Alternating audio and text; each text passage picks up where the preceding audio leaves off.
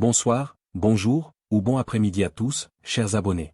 Bienvenue sur votre chaîne préférée d'actualité, Cameroun Info 237.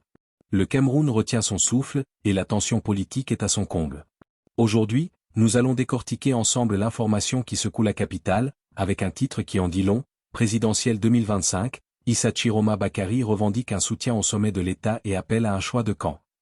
Nous allons vous expliquer en détail la teneur de son message choc publié sur Meta, analyser ce que signifie cet appel au ralliement de ministres et de militaires, et surtout, nous allons décrypter l'impact très concret de cette polarisation sur votre quotidien, sur les affaires et sur l'atmosphère sociale actuelle.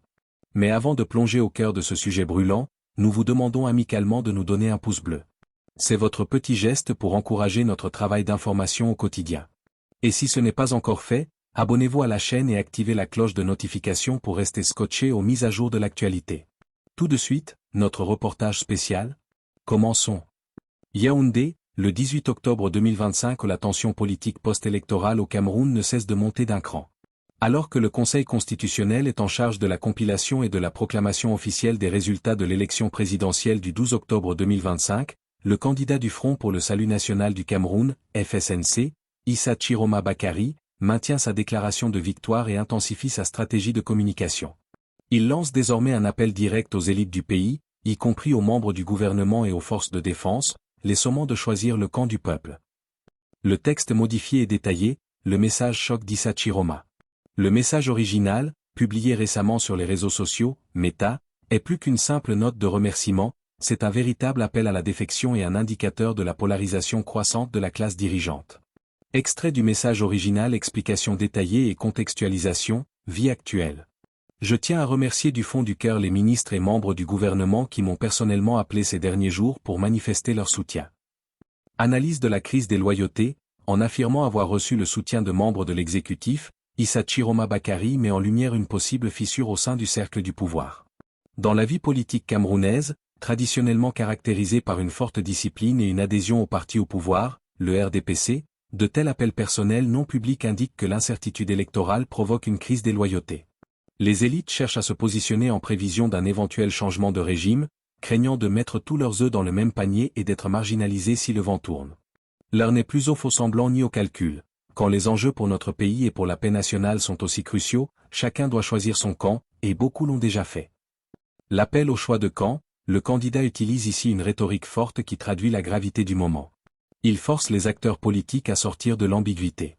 Pour le citoyen lambda, cela résonne avec une lassitude face aux politiciens girouettes qui changent d'allégeance au gré des intérêts personnels.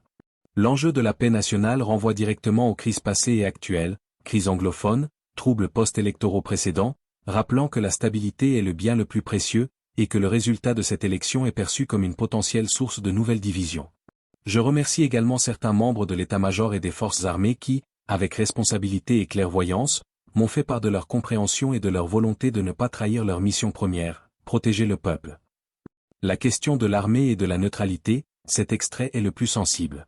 Il vise à neutraliser l'instrument de la force publique. Dans un contexte où les forces de défense et de sécurité sont souvent sollicitées pour maintenir l'ordre post-électoral, cet appel est une tentative stratégique pour garantir que l'armée reste neutre ou, mieux, qu'elle refuse d'intervenir contre d'éventuels manifestants. Cet enjeu est crucial dans la vie actuelle camerounaise, car la perception de l'impartialité des forces de l'ordre est essentielle pour prévenir les débordements et assurer la crédibilité du processus démocratique. À nos frères et sœurs journalistes, je lance aussi un appel. Ne vous laissez pas transformer en instrument de désinformation. Ne devenez pas les ennemis du peuple. Le rôle crucial des médias, en s'adressant aux journalistes, Issa Chiroma souligne l'importance de l'information crédible dans cette période de forte tension.